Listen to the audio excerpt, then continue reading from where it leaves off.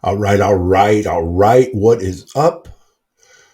This is the Paradise Found channel. I'm Uncle Milton, and I'm back at you with a video here. And this one is going out to Joshua James Boliero, Zenith Atlas. I love you, mate, and the most courageous dude I know. And I'm going to be courageous tonight. I'm going to make a very interesting video. Old Uncle Milton has been doing some digging. Yes, he has, and with the help of my Lord and Savior, Jesus Christ, I have been digging into some dark secrets that I think you are going to find very interesting. And so, without further ado, I'm going to bring you Albert Pike, Morals and Dogma. All right. And I think you're going to find some very interesting information in there. You know, a lot of people won't go look at that. I don't condone Freemasonry, even though my father was one. And so I'm just been very interested. And with the power of my Lord and Savior, I have been able to dig into some of this information. And so I'm going to share it with you tonight. And it is highly sensitive information. And so if you're not ready to confront a lot of things, then maybe you should not watch it. So all right, here we go. I'm just going to start off here. And then I'm going to add some images as it plays because it doesn't have any. So here we go. We'll add that right there. All right, I'm going to remove myself.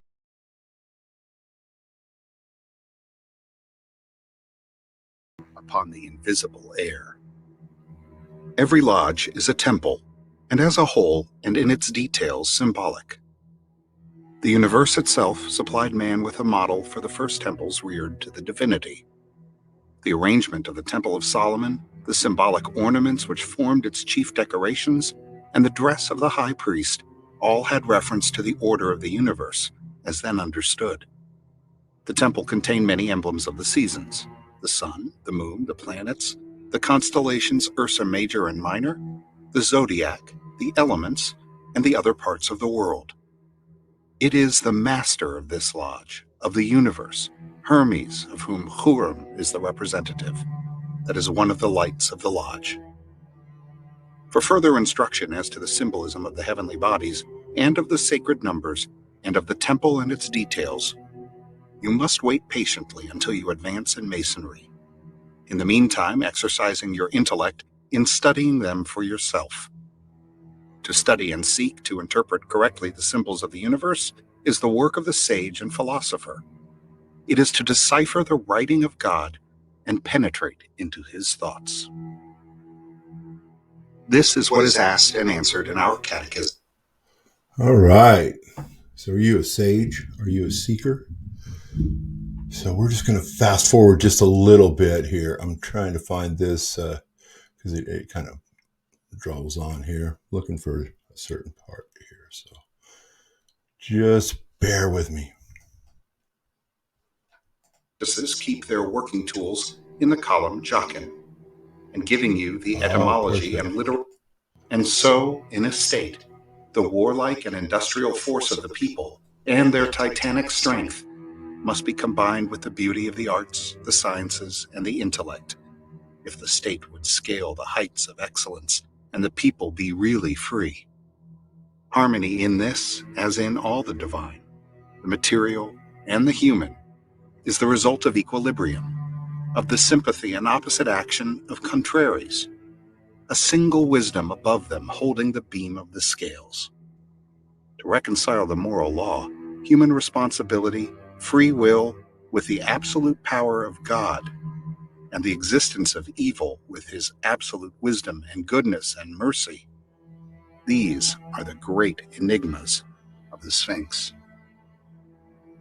You entered the lodge between two columns. They represent the two which stood in the porch of the temple on each side of the great eastern gateway. These pillars of bronze, 4 fingers breadth and thickness, were, according to the most authentic account, that in the first and that in the second book of Kings, confirmed in Jeremiah, 18 cubits high, with a capital 5 cubits high. The shaft of each was 4 cubits in diameter. A cubit is 1 foot and 707 1/1000ths. That is, the shaft of each was a little over 30 feet 8 inches in height, the capital of each a little over 8 feet 6 inches in height, and the diameter of the shaft 6 feet 10 inches. The capitals were enriched by pomegranates of bronze, covered by bronze network and ornamented with wreaths of bronze, and appear to have imitated the shape of the seed vessel of the lotus or Egyptian lily, a sacred symbol to the Hindus and Egyptians. The pillar or column on the right, or in the south, was named, as the Hebrew word is rendered in our translation of the Bible, Jachin, and that on the left, Boaz. Our translators say that the first word means, he shall establish, and the second, in it is strength. These columns were imitations by... Okay, hold it right there. We're going to rewind that just a second. So he said the first one is, hang on, let me get that right. So 3109. Okay, let's listen to what he says here about the first one. These columns were imitations by Hubrum, the Tyrian artist, of the great columns consecrated to the winds and fire at the entrance to the famous temple of Malkarth in the city of Tyre. It is customary in lodges of the York Rite to see a celestial globe on one and a terrestrial globe on the other, but these are not warranted if the object be to imitate the original 2 columns of the temple. The symbolic meaning of these columns we shall leave for the present unexplained, only adding that entered apprentices keep their working tools in the column Jachin, and giving you the etymology covered by bronze network and ornamented with wreaths of bronze, and appear to have imitated the shape of the seed vessel of the lotus or Egyptian lily, a sacred symbol to the Hindus and Egyptians. The pillar or column on the right, or in the south, was named, as the Hebrew word is rendered in our translation of the Bible, Jachin, and that on the left, Boaz. Our translators say that the first word means, he shall establish. Okay, he shall establish. All right. So it's talking, he shall establish heaven, correct? Heaven, the celestial sphere. All right. He shall establish. They're talking about God establishing something there, right? All right, let's continue there. And the second, in it is strength. In it. The second, in it. In it. That is a globe. All right? That is your precious globe. In it. All right, let's continue. These columns were imitations by Hubrum, the Tyrian artist, of the great columns consecrated to the winds and fire at the entrance to the famous temple of Malkarth in the city of Tyre. It is customary in lodges of the York Rite to see a celestial globe on one and a terrestrial globe on the other, but these are not warranted if the object be to imitate the original 2 columns of the temple. The symbolic meaning of these columns we shall leave for the present unexplained, only adding that entered apprentices keep their working tools in the column Jachin, and giving you the etymology and literal meaning of the 2 names. So don't worry about it, you guys. I'm not going to make you wait. I'm going to give it to you tonight. I'm going to give you 33rd and above information. And I'm going to tell you first with a warning. If you're going to take this on board, you're going to need to find God. Just going to be clear with you right now. It carries serious depth and weight, and it's not a joking matter. And so it is for someone who is spiritually fit. And I'm not bragging about on being spiritually fit, but yeah, I am. I would not be this courageous on my own. So we'll continue. Sorry for interrupting there, you guys. But yeah, I'm going to give it to you tonight. The word jachin in Hebrew, probably pronounced yachin, and meant as a verbal noun, he that strengthens, and thence firm, stable, upright. The word Boaz is Baaz, which means strong, strength, power, might, refuge, source of strength, a fort. The prefix means with or in, and gives the word the force of the Latin gerund roborando, strengthening. The former word also means he will establish or plant in an erect position, from the verb kun, he stood erect. It probably meant active and vivifying energy and force, and Boaz, stability, permanence, in the passive sense. The dimensions of the lodge, our brethren of the York Rite say, are unlimited, and its covering no less than the canopy of heaven. To this object, they say, the mason's mind is continually directed, and thither he hopes at last to arrive by the aid of the theological ladder which Jacob in his vision saw ascending from earth to heaven, the three principal rounds of which are denominated faith, hope, and charity, and which admonish us to have faith in God, hope in immortality, and charity to all mankind. Accordingly, a ladder, sometimes with 9 rounds, is seen on the chart, resting at the planet's top in the clouds, the stars shining above it. And this is deemed to represent that mystic ladder which Jacob saw in his dream, set up on the earth, and the top of it reaching to heaven, with the angels of God ascending and descending on it. The addition of the 3 principal rounds to the symbolism is wholly modern. All right. All right. So they're talking about a ladder, right? They're talking about the 2 pillars, right? 2 pillars right here. And, there's other ones with a ladder going up to here. Is this octahedron shape here in the middle of this Masonic tracing board. You see that? You see that octahedron there?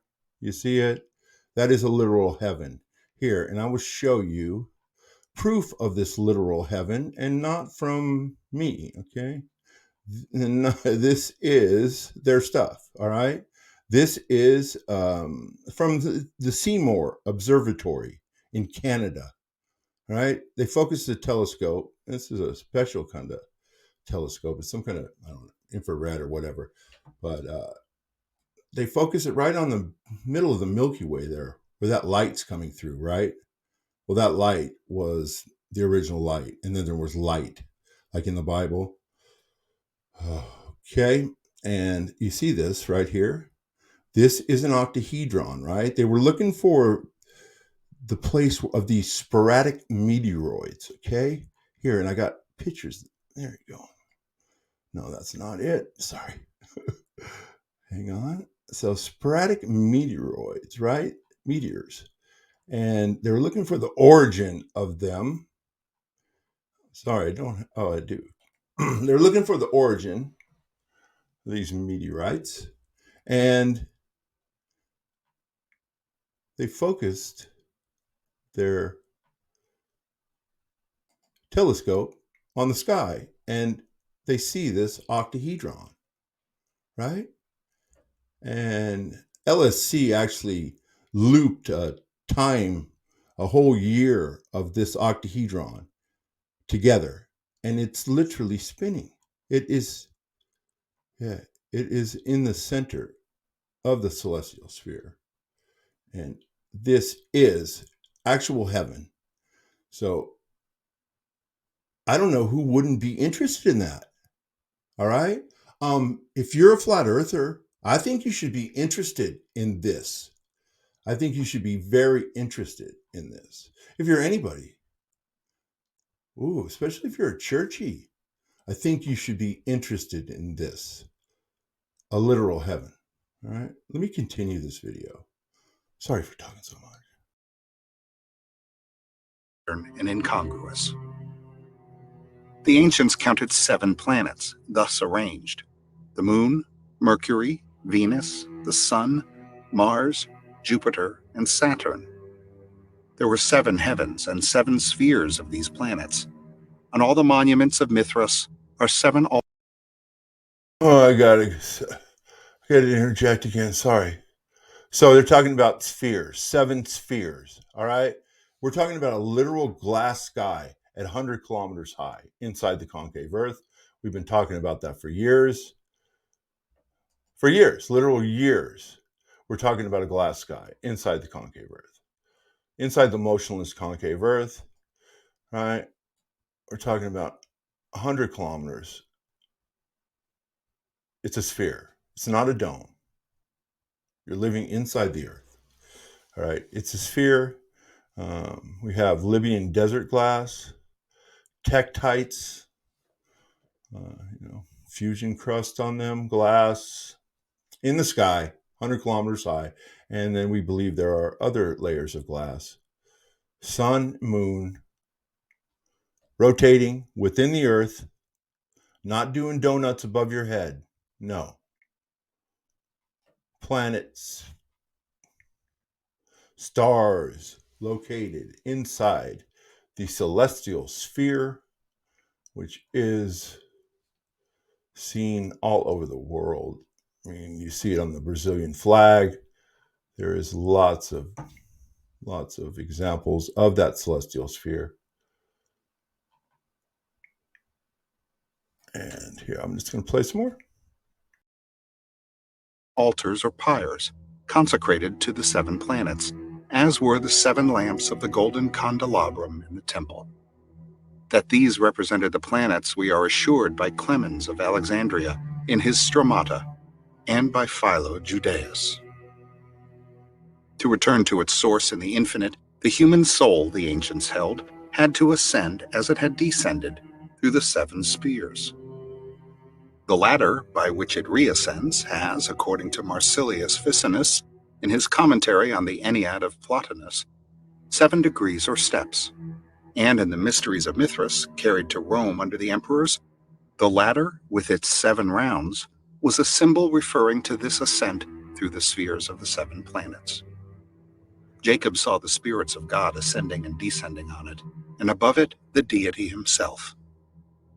The Mithraic mysteries were celebrated in caves, where gates were marked at the 4 equinoctial and solstitial points of the zodiac, and the 7 planetary spheres were represented, which souls needs must traverse in descending from the heaven of the fixed stars to the elements that envelop the earth. And 7 gates were marked, one for each planet through which they pass in descending or returning. We learn this from Celsus in Origin, who says that the symbolic image of this passage among the stars used in the Mithraic mysteries was a ladder reaching from earth to heaven, divided into 7 steps or stages, to each of which was a gate, and at the summit an 8th one, that of the fixed stars. The symbol was the same as that of the 7 stages of Borsippa, the pyramid of vitrified brick near Babylon, built of 7 stages and each of a different color. In the Mithraic ceremonies, the candidate went through 7 stages of initiation, passing through many fearful trials, and of these the high ladder with 7 rounds or steps was the symbol. See the lodge, its details and ornaments by its lights. You have already heard what these lights, the greater and lesser, are said to be, and how they are spoken of by our brethren of the York Rite. The Holy Bible, square, and compasses are not only styled the great lights in masonry, but they are also technically called the furniture of the lodge, and as you have seen, it is held that there is no lodge without them. This has sometimes been made a pretext for excluding Jews from our lodges, because they cannot regard the New Testament as a holy book. The Bible is an indispensable part of the furniture of a Christian lodge, only because it is the sacred book of the Christian religion.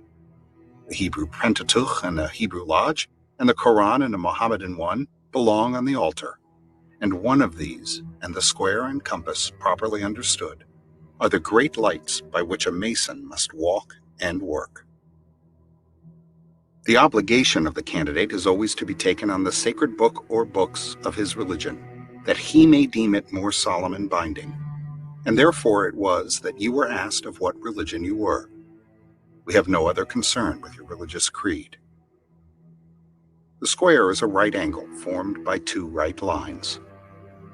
It is adapted only to a plane surface and belongs only to geometry, earth measurement, that trigonometry which deals only with planes and with the earth, which the ancients supposed to be a plane. The compass describes circles and deals with spherical trigonometry, the science of the spheres and heavens. The former, therefore, is an emblem of what concerns the earth and the body, the latter of what concerns the heavens and the soul. Yet the compass is also used in plane trigonometry, as in erecting perpendiculars, and therefore you are reminded that although in this degree both points of the compass are under the square, and you are now dealing only with the moral and political meaning of the symbols, and not with their philosophical and spiritual meanings, still the divine ever mingles with the human, with the earthly, the spiritual intermixes. And there is something spiritual in the commonest duties of life. The nations are not bodies politic alone, but also souls politic. And woe to that people which, seeking the material only, forgets that it has a soul. Then we have a race, petrified in dogma, which presupposes the absence of a soul and the presence only of memory and instinct, or demoralized by lucre. Such a nature can never lead civilization. Genuflection before the idol or the dollar atrophies the muscle which walks and the will which moves. Hieratic or mercantile absorption diminishes the radiance of a people, lowers its horizon by lowering its level, and deprives it of that understanding of the universal aim. At the same time, human. You said lowering the horizon by lowering its level. Wow. Anyway, yeah, that's about enough of that. There's some it's yeah, it drones on and on, but I just found that very interesting, and I hope you did too. But yeah, so please like and subscribe and uh share this video. And thanks. Thanks for coming. Peace, love, and all that good stuff. I'm out.